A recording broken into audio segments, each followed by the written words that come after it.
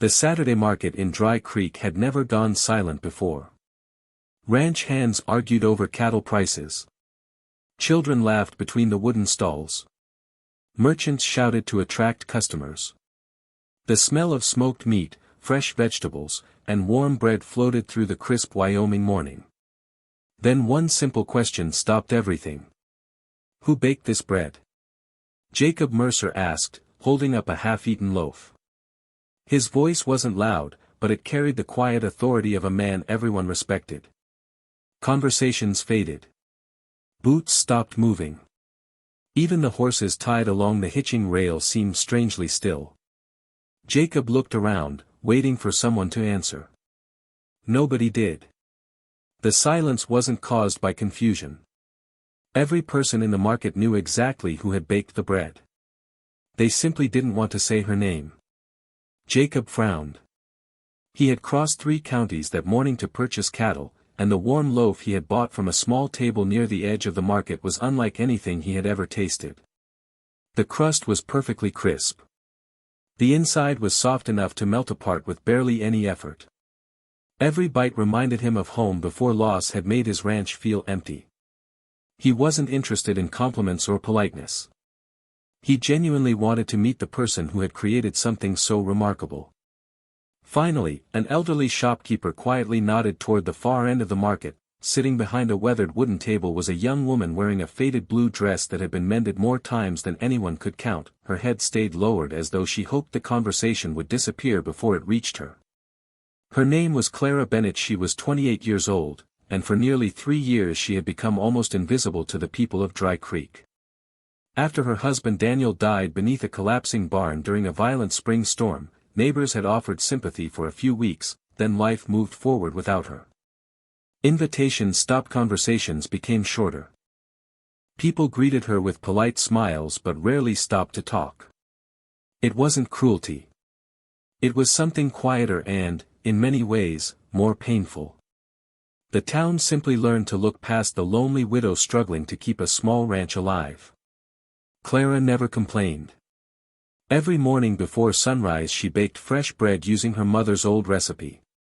She sold enough loaves each Saturday to buy flour, feed, and whatever little remained after paying the growing debt hanging over her ranch. She never begged for help because Daniel had always believed that honest work carried its own dignity. Jacob picked up the loaf again, walked across the market, and stopped in front of her table. Clara finally looked up, surprised to find the wealthiest ranch owner in the county standing before her. "Did you bake this?" he asked gently. She nodded once. "Yes, sir." Jacob smiled, breaking another piece from the loaf. "It's the finest bread I've tasted in 20 years. Clara blinked in disbelief because no one in Dry Creek had praised her work in a very long time. For the first time in years, someone wasn't looking through her. They were looking directly at her. And as Jacob's eyes drifted beyond the bread toward the exhaustion hidden behind her quiet smile, he noticed something far more troubling than loneliness. Across the road, 2 unfamiliar men were studying a map, pointing toward Clara's ranch with expressions that promised nothing good. Jacob didn't mention the 2 strangers that afternoon. Instead, he bought every loaf remaining on Clara Bennett's table, tipped his hat, and rode away as if nothing unusual had happened.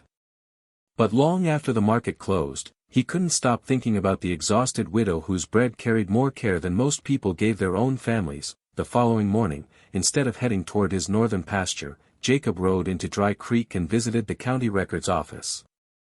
Years of buying land had taught him one lesson: whenever strangers studied maps instead of livestock, they were rarely interested in honest business. The clerk hesitated before finally admitting that several investors had quietly been purchasing small ranches surrounding Clara's property during the previous 6 months. Most owners had sold without asking many questions. Only Clara had refused every offer. Curious, Jacob continued asking questions until an old surveyor reluctantly revealed the truth. A new railway extension was expected to pass less than a mile from Clara's ranch the following spring. Once construction began, her modest land would become one of the most valuable pieces of property in the entire valley.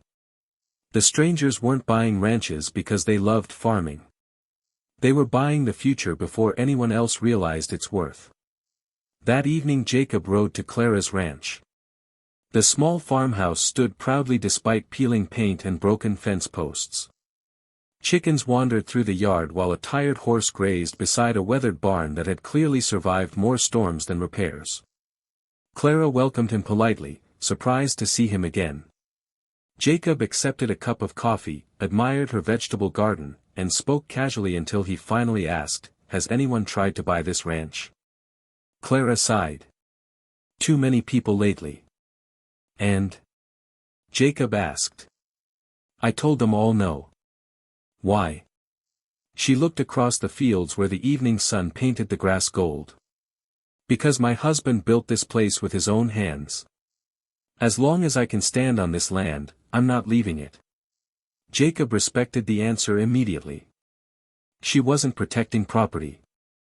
She was protecting memories. Before leaving, he asked another question. "Do you owe money on the ranch?" Clara hesitated before answering honestly. $120. The final payment is due in 3 weeks. Jacob understood everything. If she failed to pay, the bank would claim the ranch. Then someone waiting in the shadows would buy it for almost nothing. He refused to let that happen, but he also knew Clara would never accept charity. So instead of offering money, he came back 2 days later with a different proposal. "The army fort west of here needs fresh bread every morning," he said. "They're looking for someone reliable. I told them yours is the best in Wyoming." Clara stared at him in disbelief. "You recommended me?" Jacob smiled. "I recommended the bread. The rest is up to you." Within a week she was baking before dawn and delivering dozens of fresh loaves every morning. The income was steady, honest, and entirely earned through her own hard work. Yet as Clara's future slowly became brighter, the men watching her ranch grew impatient. Late one evening, hidden behind a line of cottonwood trees, the same 2 strangers unfolded their map again. One of them pointed directly at Clara's farmhouse before quietly saying, "If she keeps making payments, we'll never get this land." The other smiled coldly. "Then we'll make sure she doesn't."